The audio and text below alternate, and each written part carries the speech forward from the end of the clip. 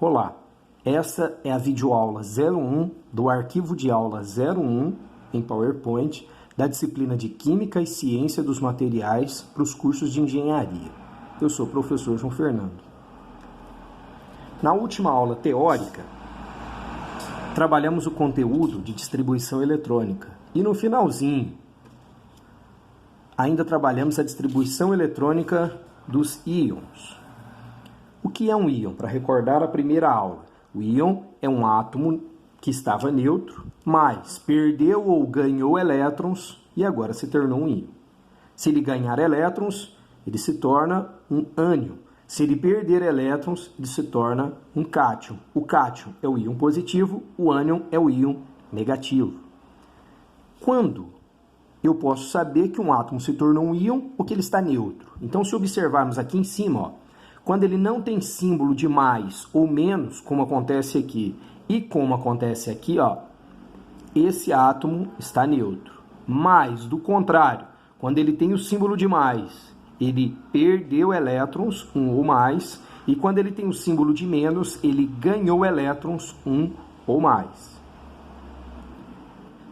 Primeiro exemplo, o átomo de sódio. Aqui ele está neutro, porque ele não tem símbolo de mais ou menos no expoente. Sua distribuição eletrônica: 1s2, 2s2, 2p6, 3s1. Este número 3, que é o maior dos valores que acompanham a letra à esquerda, representa a camada mais externa, ou a camada de valência. Quando um elemento químico se tornará um átomo, se tornará um íon, esse elétron será retirado, ou mais elétrons, serão retirados da camada de valência, que é a camada mais externa do átomo. O sódio, ao perder um elétron na camada de valência, sua nova distribuição eletrônica será 1s2, 2s2, 2p6. Observe que o subnível 3s1 não estará mais presente, pois essa camada foi perdida ao se perder o único elétron presente nela. Qual é a nova camada de valência? Então é a camada 2, que tem os dois subníveis, 2s2 e 2p6. Lembrando, 2p6 é a parte mais externa dessa camada. Uma suposição: se ele perdesse 2 elétrons e não um somente, ele perderia essa camada e o subnível 3s1, e ainda perderia um elétron da 2p6, passando a ser 2p5. E o contrário, quando ele ganha elétrons. Então, o cloro 17. 1s2, 2s2, 2p6, 3s2, 3p5, somando os expoentes, 17 elétrons. Ao ganhar elétrons, vamos acrescentar esse elétron onde tiver espaço vazio. Aonde? Então, se observarmos coincidentemente na camada de valência, está faltando um elétron para completar o subnível P, que tem no máximo 6 elétrons. Então, o cloro com um menos em cima no expoente, cloro menos, vai ter os 17 elétrons, só que agora ganhou mais um, tem 18 elétrons. Então, ele será o 3p6 no último subnível. E se ele ganhasse 2 elétrons e não somente um aqui? Como esse subnível estaria completo, teríamos que acrescentar um novo subnível, ou seja, 1s2, 2s2, 2p6, 3s2, 3p6, teríamos que acrescentar o 4s1, pois todos os expoentes estão em valor máximo, de número máximo de elétrons. Essa proposta de perder elétrons, se tornar um cátion, e ganhar elétrons e se tornar um ânion, influencia ainda em um outro parâmetro, no tamanho do íon em relação ao átomo neutro. Então, quando um átomo ganha elétrons, ou seja, quando ele vira um ânion, que é o íon negativo, ele aumenta de tamanho. Qual a justificativa desse fenômeno? Pois quanto mais elétrons eu acrescento no átomo, elétron, carga negativa, eu já tenho elétrons na eletrosfera, então elétron e elétron carga negativa com carga negativa, ocorre repulsão. E eu aumento a área da eletrosfera. Assim eu aumento o diâmetro do átomo, ou seja, o seu tamanho.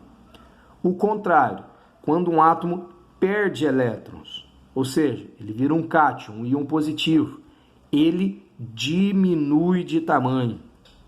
Então, se eu tirei elétrons de um átomo,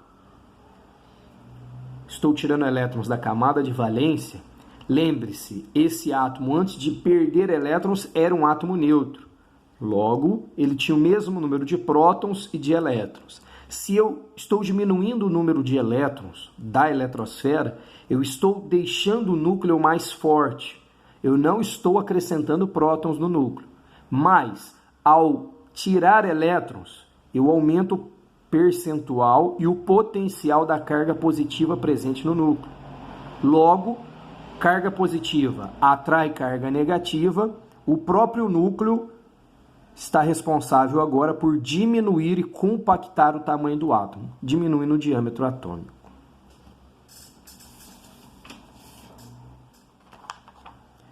Outro parâmetro importante com relação a trabalhar átomos nêutrons e íons. Então, existe um exercício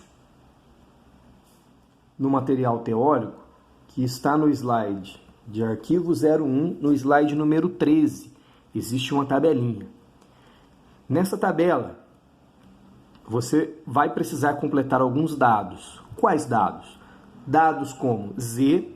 Z representa o número atômico, por definição, que já informamos na primeira aula. O número atômico é o número de prótons presentes no núcleo. P+, significa o número de prótons presentes no núcleo. E o número de elétrons presentes no núcleo. Quando eu tenho o número atômico igualzinho o número de prótons e igualzinho o número de elétrons, eu tenho um átomo neutro. Lembrando, como que eu caracterizo isso? Basta que eu enxergue um elemento, qualquer elemento, por exemplo, ferro, e observe o seguinte critério, que ele não tem expoente aqui em cima, ó, tá? Nem mais, nem menos. Segundo critério para completar a tabela, se ele é um íon.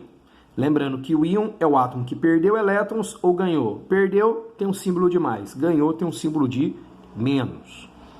No íon, seguindo essa teoria, essa regra, o número atômico continua a ser igual ao número de prótons. E por quê?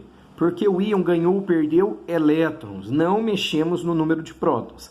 Já que, por definição, o número atômico é o número de prótons presentes no núcleo, então, pensando nesse raciocínio, o número de prótons vai continuar a ser igual ao número atômico.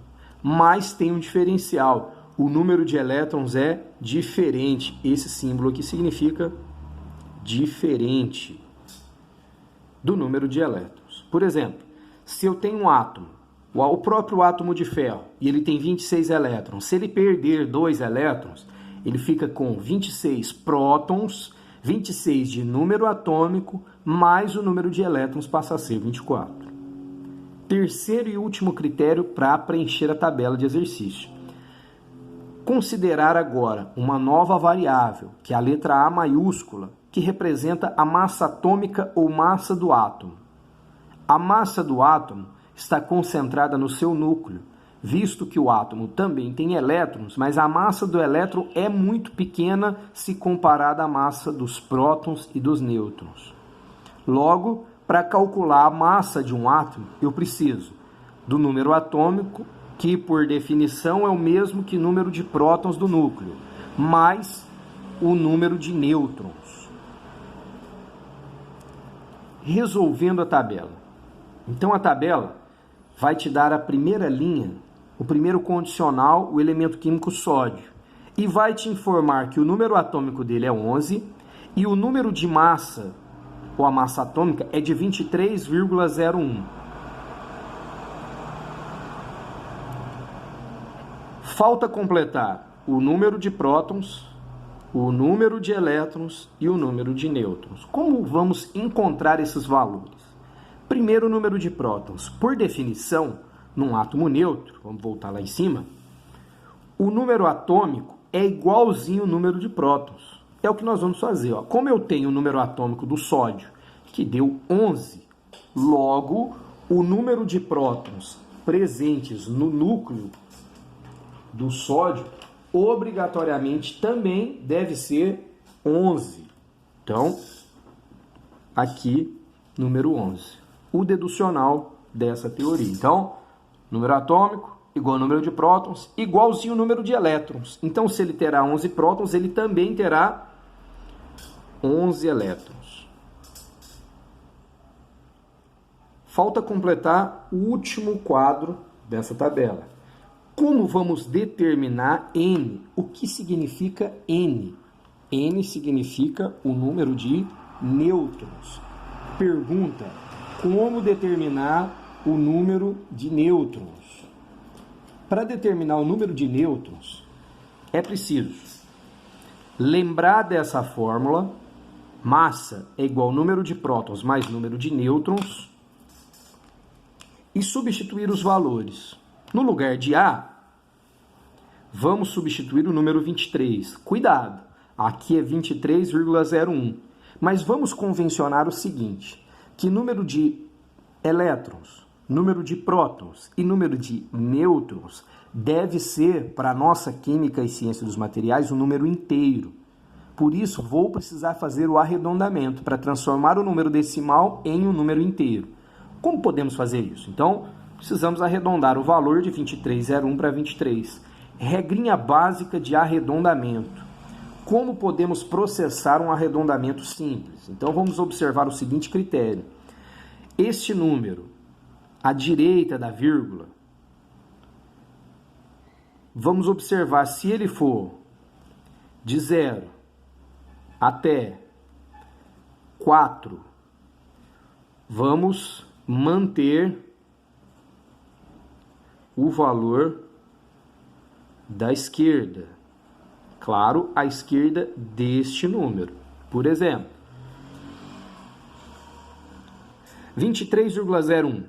Essa mesma regra que eu circulei o 0, eu vou começar no número mais extremo à direita, número 1. Como 1 é um valor que está entre 0 e 4, então vou manter este número, correto? Então, vou cancelar o número 1 e manter o número 0. Agora, esquece o número 1, ele não está mais aqui, o número 0, porque eu quero tirar a vírgula, eu quero sumir a vírgula. 0. Como 0 faz parte dessa regra, está entre 0 e 4, então eu vou riscar este número e manter o valor da esquerda, que é o 3. Logo, 23,01 é a mesma coisa que arredondando para 23. Mas, e se o nosso valor estiver entre 5 e 9? Por exemplo, o número 23,52. Como seria o arredondamento deste valor?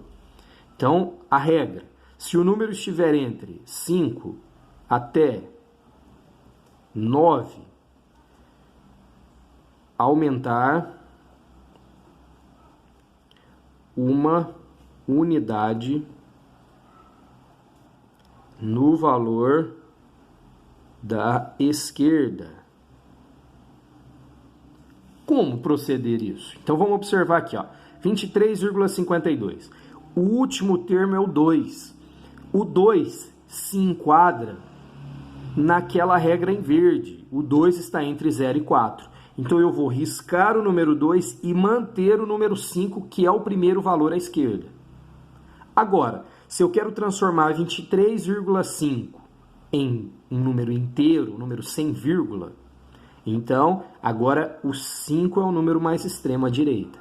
Como o 5 agora cai na regra vermelha, está entre 5 e 9, eu vou descartar o número 5 e aumentar uma unidade no valor da esquerda. Como aqui é 23, será aproximadamente 24. Ou seja, 23,52 será aproximadamente 24. Essa é a regra básica de arredondamento. E para que fazer o arredondamento? Então vamos voltar aqui, ó. Porque eu preciso ter o número inteiro na massa. Lembrando que não vamos ter número quebrado, decimal ou fração, ou pedaços de nêutrons, elétrons e prótons, só por conta disso, tá? Vamos considerar sempre arredondada a massa? Não, mas nessa primeira parte da disciplina, sim. A fórmula é massa A igual a Z mais N. A massa arredondada de 23,01 é igual a 23. O número atômico é igual a 11, substituindo aqui, ó. Para achar o número de nêutrons, vamos usar uma matemática lá do ensino fundamental, da quarta, quinta e sexta série, que dizia o seguinte: eu vou isolar o número de nêutrons. Para isso, eu preciso passar o 11 para o outro lado. Quando eu tenho uma soma ou subtração de um lado e quero transferir um valor para o outro, eu transcrevo esse número para o outro lado da igualdade, tanto faz da direita para a esquerda quanto da esquerda para a direita, mas eu preciso mudar o sinal que acompanha esse valor numérico.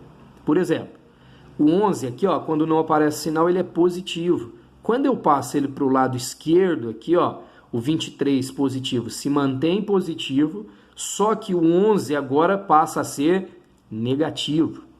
Então, 23 menos 11 é igual a N.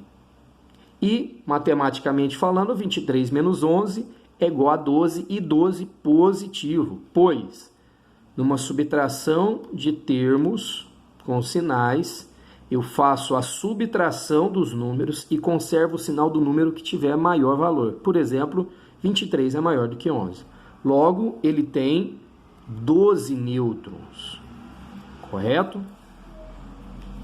A partir desse caso, vamos entender um outro caso ainda. Vamos entender, já que aqui fizemos para um átomo neutro, agora um íon. Então, na tabela, na quarta linha, tem o exemplo de um íon, no caso, o Cl-. Já fizemos ele anteriormente na distribuição eletrônica. Agora vamos enxergar os parâmetros de carga, como que funcionou essa transposição de um átomo neutro para um íon. Informações que já temos. Temos o número de prótons, que são 17 prótons. Temos o número de nêutrons, que são 18 nêutrons. Como identificar o número atômico? Lembrando que o cloro é um íon que ganhou um elétron. Detalhe, é um íon. Mesmo nos íons, o número atômico é igualzinho ao número de prótons, mas tem que ter uma diferença. A diferença está no número de elétrons. Então, se P+ é igual a Z,